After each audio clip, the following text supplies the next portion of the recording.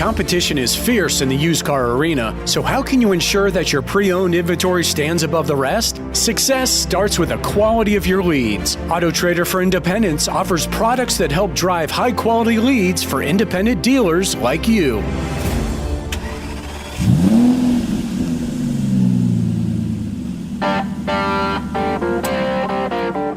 Welcome to Used Car News Podcast. Used Car News is your top source for fast and reliable news that car dealers can rely on for this evolving industry. Here are this month's top stories. Expert Ben Goodman reveals top strategies at NIADA Expo. Online used car dealer settles $1 million for deceptive practices. NIADA advocates for auto dealers, key legislative wins, and future plans unveiled. Plus, Brendan Jones from Ready Motors. Hello, everyone. Welcome to the Used Car News Podcast. My name is Jeff Blunt. I'm editor over at Used Car News.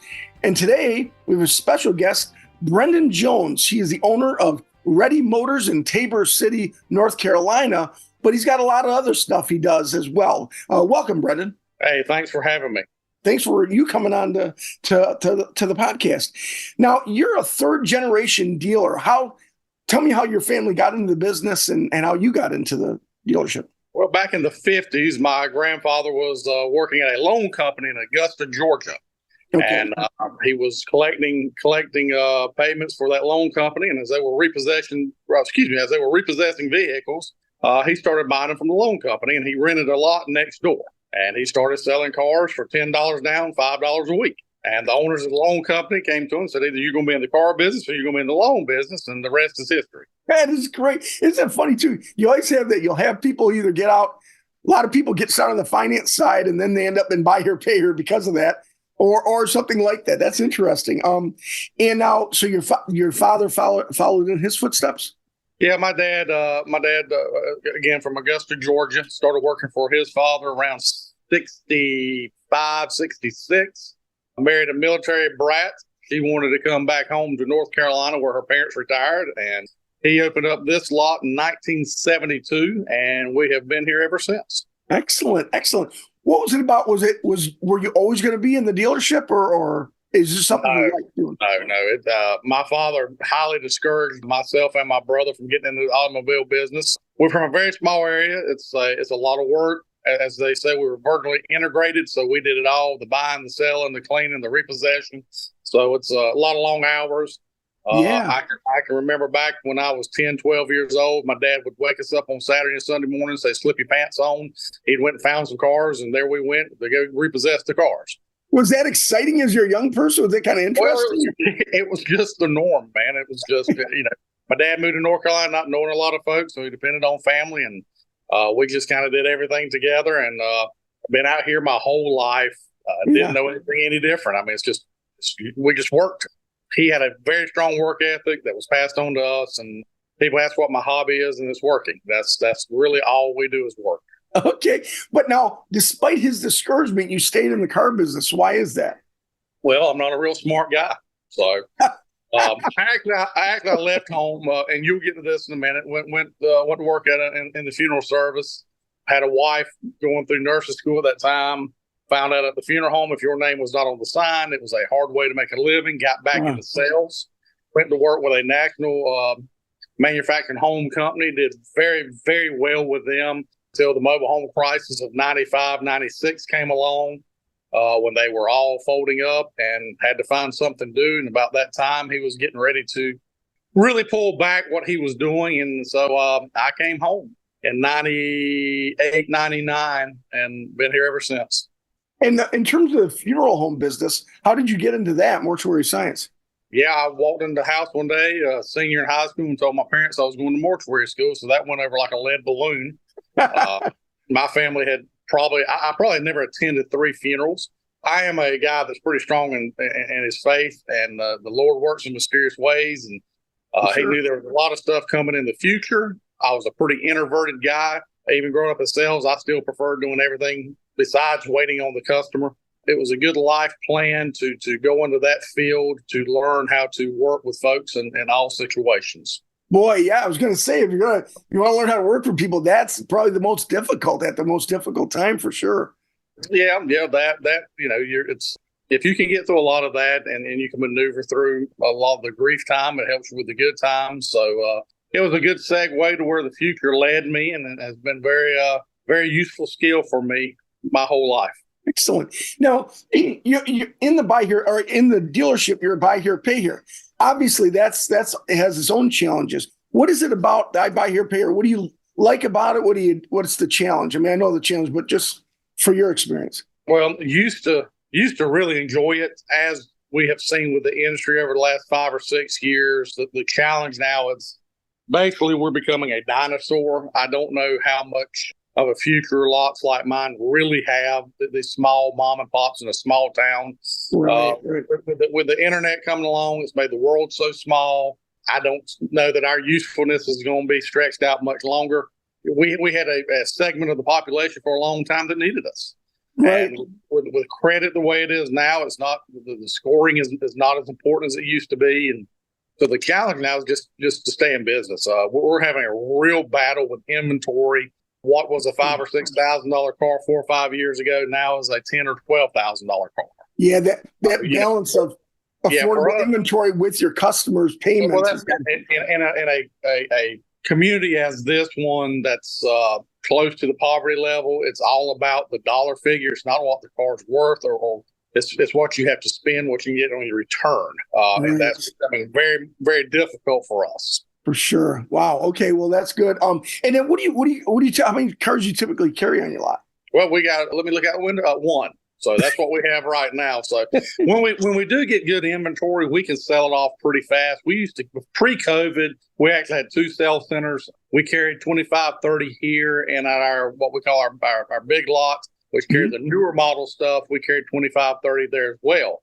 But we were renting everything there, had just stuck our toes into the new model business, was doing very well. But when COVID came and the banking changed and everything changed and the price changed, it forced us to leave that lot, come back here. And the challenge, again, as with everybody out there, is inventory problems are still the most prevalent thing we're dealing with. Absolutely. Okay. So now you're a dealer, buy here, pay here, you have a funeral home, and then you decide to run for state legislature. What happened there?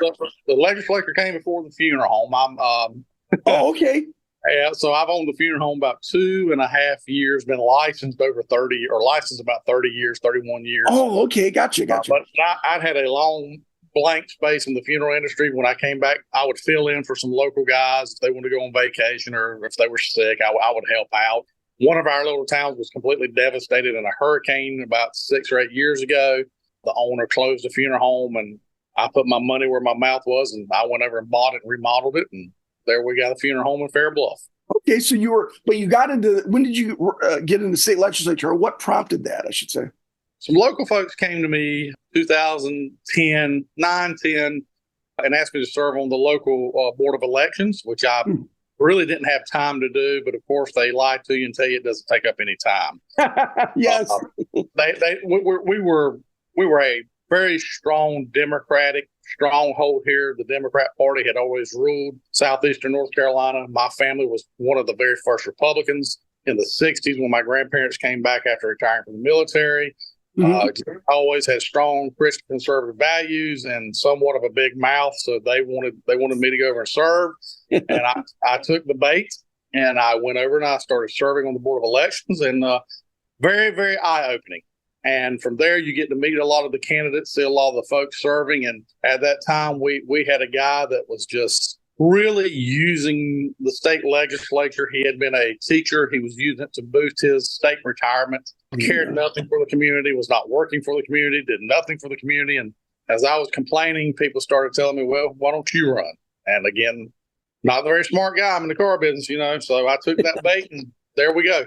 Yeah, no, I understand. I read a piece in the NIADA publication, and it said you lost a close one and then you won the next one. Is that correct?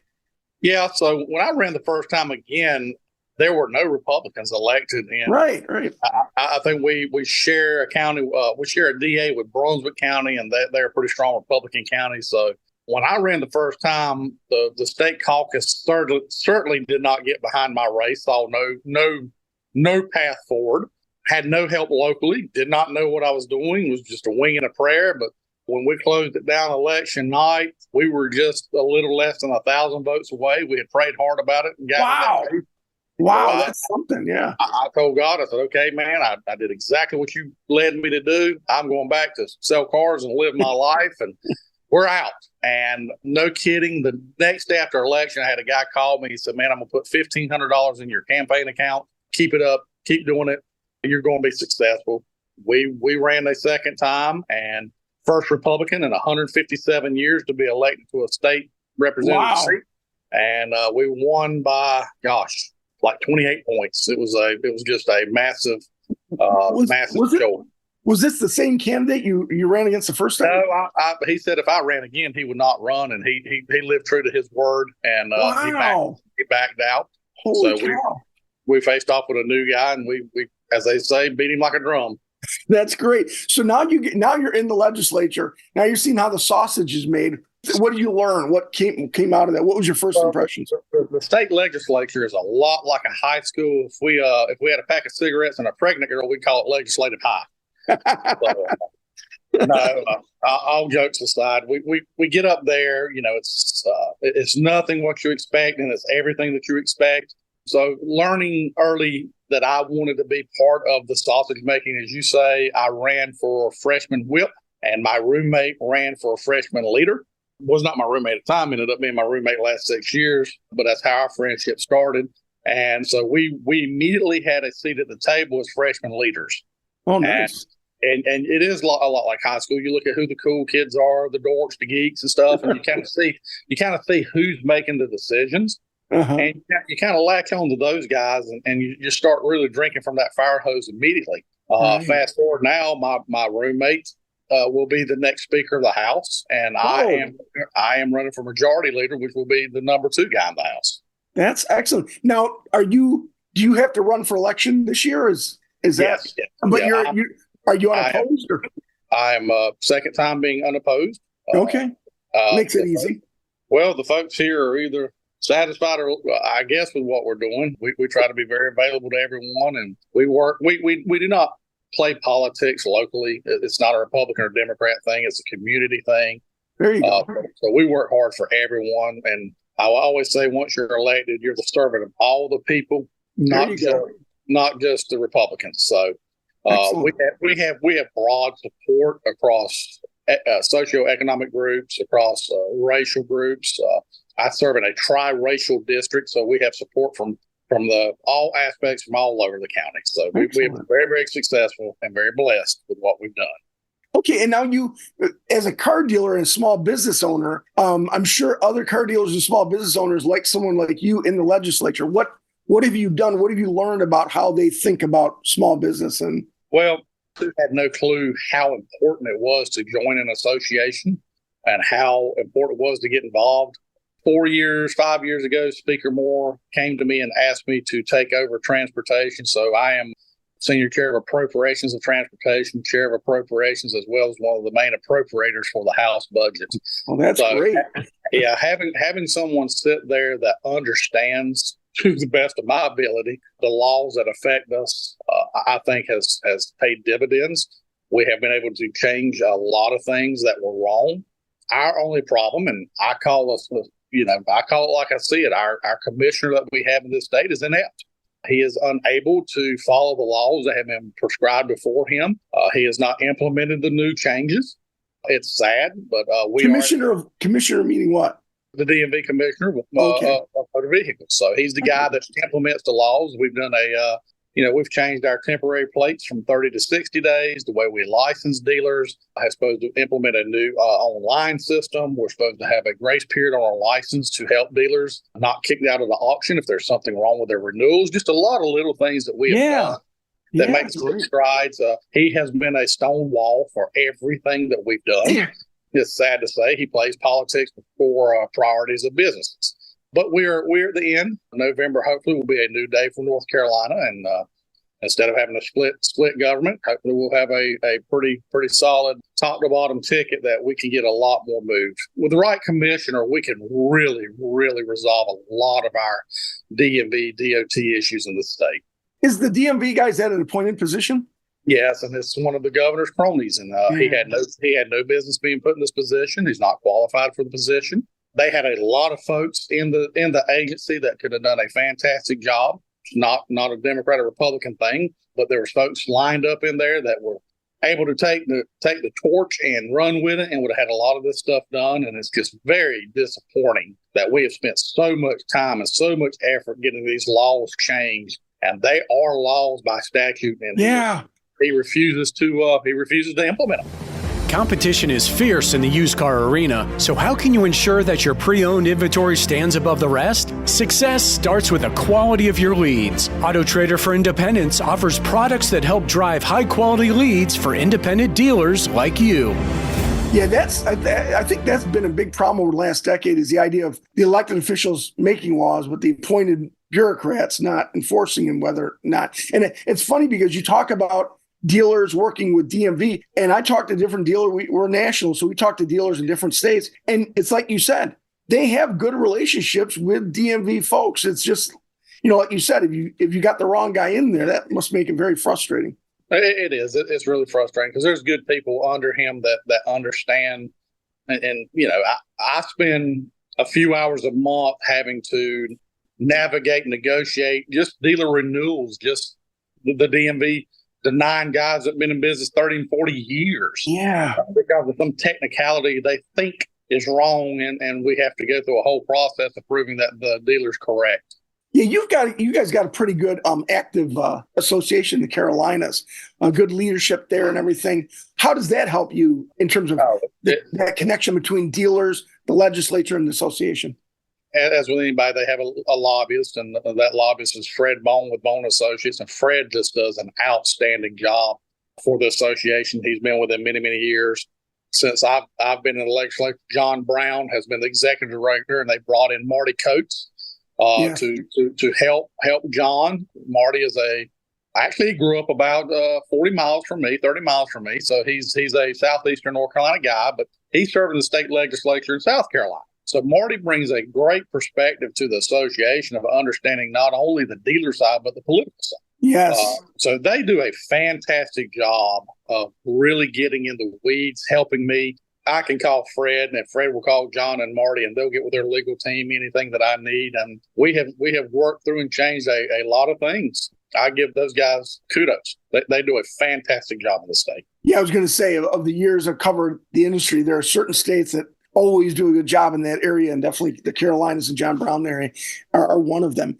So are you happy where you're at? I mean, do you see yourself continuing in this position? You don't have like national aspirations like Congress or anything like that? Well, as with it's just like working in the church. When they find a worker, they want them to do everything. Yes.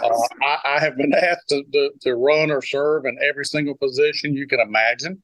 I am very satisfied with what I'm doing. I am not using this as a stepping stone. I am probably more excited about my roommate becoming the next speaker. He's 37 years old. He'll be the first millennial.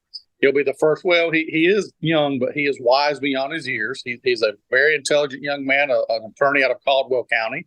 But the old man beside him with some gray hair will help guide him from being in the tote-to-note business. Part of my job is reading people. So I do a pretty good job at reading folks. And I just look forward to serving under a Speaker Hall and help him navigate us through the 25-26 season.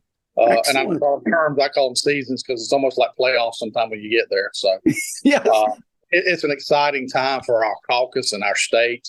We're working hard. He has set some records himself as far as fundraising. Folks don't realize how expensive it is for good government, but you can imagine that if we don't do the right things and elect the right people, our industry can be decimated.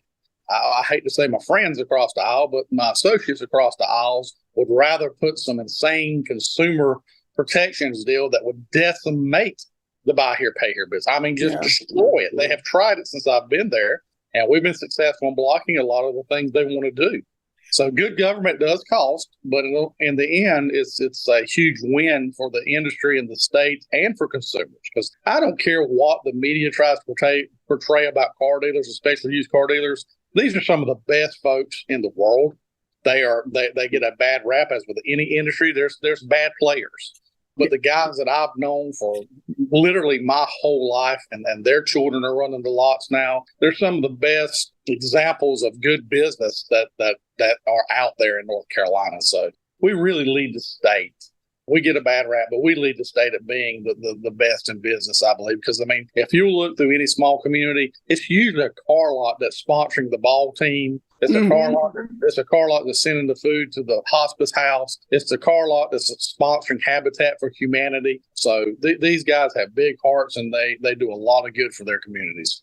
Yeah, it's funny. You talk about your volunteering stuff. My boss, who's listening in, she's putting this together, Colleen, our publisher, she's the same way. She volunteers, and boy, she went through the whole thing. Once she volunteered, man, they got you for everything. You know, what's that thing?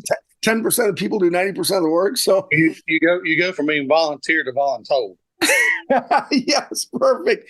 And the other thing, and the bad thing with serving in public office is your family has to be as committed as you are. Because bless my wife's heart, if she goes to the grocery store, she gets stopped and say, I need to talk to your husband. I can't catch him, but while I've got you here, and I mean, she has to go through she's got the co-representative for the district. So everybody here, when they can't find me, they wear her out.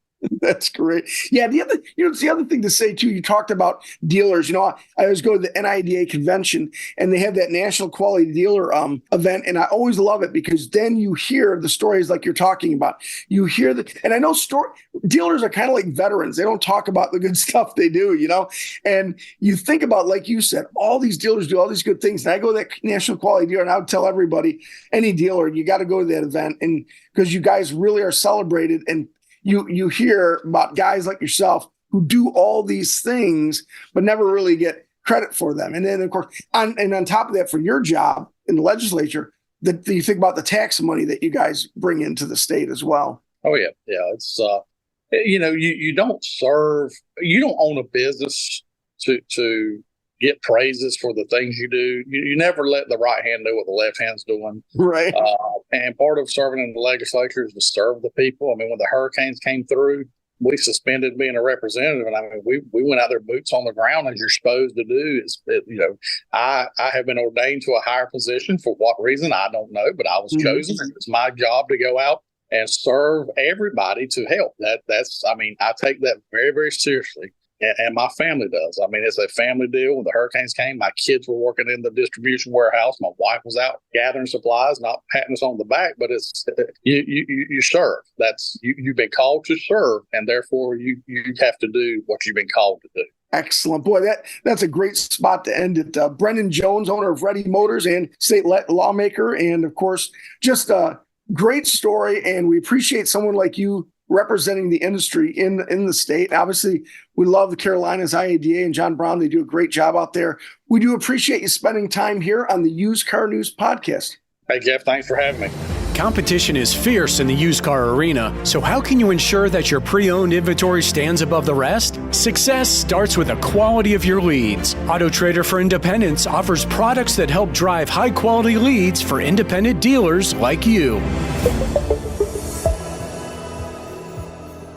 At the NIADA Convention and Expo in Las Vegas, Ben Goodman shared key strategies for improving staff strength in dealerships. With extensive experience in employee development, Goodman stressed the importance of thorough onboarding, setting clear performance goals, and regular one-on-one reviews. Dealers should identify essential roles, establish training and development plans, and use performance reviews, including 360 reviews, to enhance team effectiveness. Recruitment challenges, especially for technicians, can be mitigated by offering competitive pay, benefits, and sign-on bonuses. Retaining employees relies on creating a positive work environment and effective management. In July 2024, the FTC secured a court order against an online used car dealer for deceptive practices. The dealer falsely advertised comprehensive vehicle inspections, quick deliveries, and straightforward sales processes, but failed to meet these promises, violating multiple FTC rules. Customers reported significant issues with their vehicles and delivery delays. The dealer, which was already winding down operations, agreed to a $1 million settlement and a permanent injunction against misleading practices. The settlement emphasizes the importance of adhering to FTC rules including accurate vehicle inspection disclosures, timely deliveries, and proper warranty information, even for online sales and transactions conducted in Spanish. At the NIADA Convention and Expo in Las Vegas, leaders emphasized the importance of auto dealers being proactive in legislative and regulatory matters. Lawrence Mead and Jeremy Beck outlined NIADA's three-pronged strategy, collaborating with state associations, engaging with national lawmakers, and working with regulatory bodies. They highlighted recent successes, such as efforts to influence Illinois legislation on starter interrupt and GPS devices. NIADA partners with Hudson Cook Law Firm for legislative monitoring and will host its national policy conference to advocate for dealer concerns, meeting with lawmakers to push for supportive legislation. Thanks for listening to Used Car News Podcast. Each month, we'll bring you fast and reliable news that car dealers can rely on for this evolving industry. For a free subscription of Used Car News, please go to usedcarnews.com. This podcast is a production of BG Ad Group. Make sure to share us on social media and like and follow wherever you get your podcasts. Competition is fierce in the used car arena, so how can you ensure that your pre-owned inventory stands above the rest? Success starts with the quality of your leads. Auto Trader for Independents offers products that help drive high-quality leads for independent dealers like you.